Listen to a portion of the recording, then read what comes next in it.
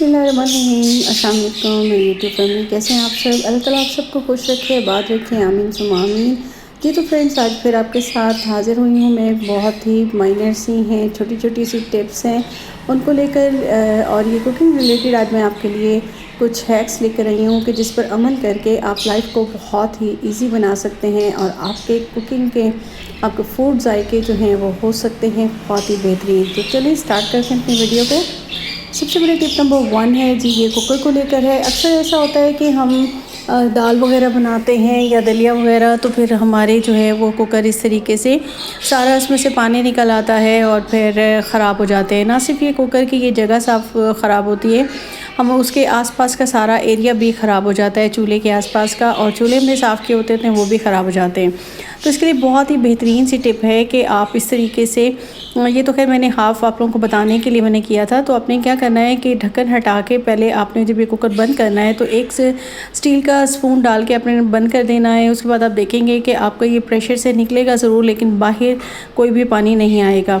ये बहुत छोटी सी टिप पे आते अपनी सेकंड टिप की तरफ। मैंने जिस तरह कि आपको पहले बताई थी एक रेमेडी चावलों को बचाने के लिए, कि चावलों के अंदर बहुत सारे जो है वो छोटे छोटे से जो है वो इंसेक्ट्स हो जाते हैं। तो यहाँ पे सेकंड में आपको बता रही हूँ, अपने सिर से माचिस की तीलियाँ ले लेनी है, उनको डायरेक्ट नहीं फेंकना क्योंकि वो फिर हम जब ढूंढेंगे तो हमें मिलेंगी नहीं और चावलों में निकल जाएंगी। तो ये आपने क्या करना है कि 2 ले लेने हैं रबर बैंड और इस तरह से टाई करके इनको इसके अंदर डाल देना है, और 6 डाल दें, 5 डाल दें, और इस तरह से इनके अंदर कोई भी इंसेक्ट्स नहीं आएंगे।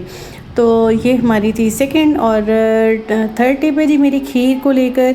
काफ़ी लोग मुझसे कह रहे थे कि हमारी खीर लग जाती है, तो इसके लिए बेहतरीन आपको मैं फ़र्स्ट टिप जो इसकी बताती हूँ वो ये है कि आपने जिस बर्तन में भी खीर बनानी हो तो आप उसमें पहले थोड़ा सा पानी लेके बॉईल कर लें और उसको फिर गिरा दें, और उस बर्तन में आप खीर बनाएं तो कभी नहीं लगेगी। सेकंड टिप है मेरी जी खीर को ही लेके, वैसे तो ये मेरी 5th टिप है, लेकिन खीर को लेकर है कि जी आप जब भी खीर बनाएं तो आपने क्या करना है कि आपने इसके अंदर शुगर नहीं ऐड करनी, शुगर आपने बिल्कुल रख देनी है। ये देखें मेरी जब बिल्कुल ही रेडी हो गई तो मैंने उतारने से 5 मिनट पहले आपने शुगर ऐड करनी है और उसके बाद उसको अच्छे से मिक्स करना है, और फिर आपने जो है वो आप देखेंगे कि आपकी खीर कभी भी नहीं लगेगी, और आप इसे छोड़ दें और आप अपने बहुत सारे काम करते रहें और आपकी खीर कभी भी नहीं लगेगी और बहुत ही अच्छी बनेगी। थर्ड जी मेरी खीर से रिलेटेड है, वैसे टिप 5 है, सॉरी पहले 4 थी, ये टिप 5 है और खीर से रिलेटेड मेरी थर्ड टिप है जी। तो आपने जब भी एक बाज़ार जैसी बहुत ही मज़ेदार खोए वाली खीर बनानी हो तो आपने सिर्फ 3 टेबलस्पून इसमें डाल देने हैं नीडो के, और इसे मिक्स करें और आपकी मज़ेदार सी खीर हो जाएगी रेडी।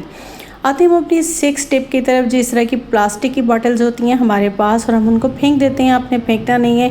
इसे आप एक बहुत ही ज़बरदस्त किस्म का डिस्पेंसर बनाएंगे जिससे हम क्लीनिंग वगैरह कर सकेंगे, बर्तन भी धो सकेंगे और बाकी घर की भी क्लीनिंग करेंगे।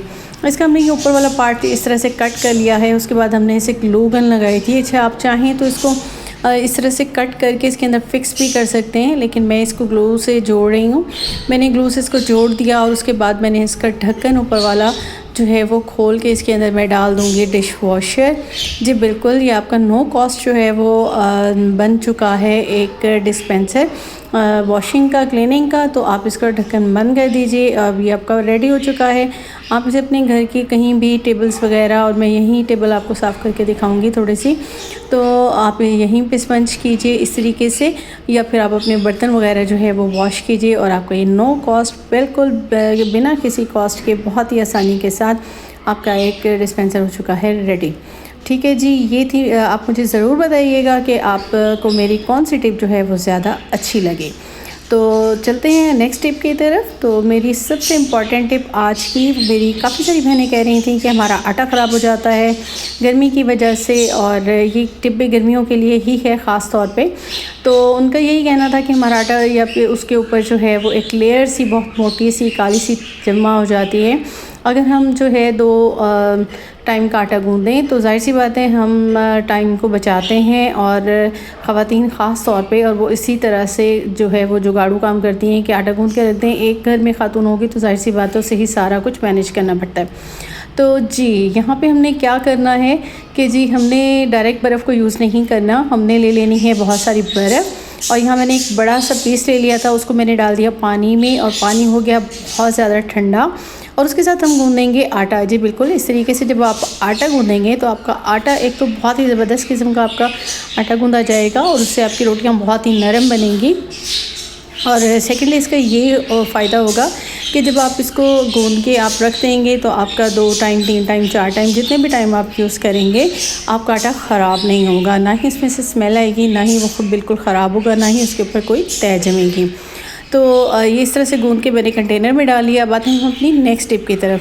अच्छा, हमने क्या करना है कि ऊपर लेयर ना आए तो उसके लिए हमने यहाँ पे ऑयल ले लिया 1 टीस्पून और उसको इतनी अच्छे तरीके से इसमें मिक्स करके हमने इसको बंद कर दिया और उसके बाद आटा को हमेशा ही आप ढक्कन लगा के रखा करें और इसको हम रख देंगे अपने फ्रिज में और अब हम इसे 3 टाइम ईज़िली यूज़ करेंगे। तो जी ये थी मेरी आज की छोटी छोटी सी टिप्स। उम्मीद करती हूँ कि आपको पसंद आई होंगी और आप ज़रूर इन पे अमल करके अपनी लाइफ को इजी बनाएंगे। और जाते जाते आपसे यही कहना चाहूँगी कि अपना ख्याल रखिएगा, मेरे चैनल को सब्सक्राइब कीजिएगा, बेल आइकन को प्रेस कीजिएगा। अल्लाह हाफ़िज़।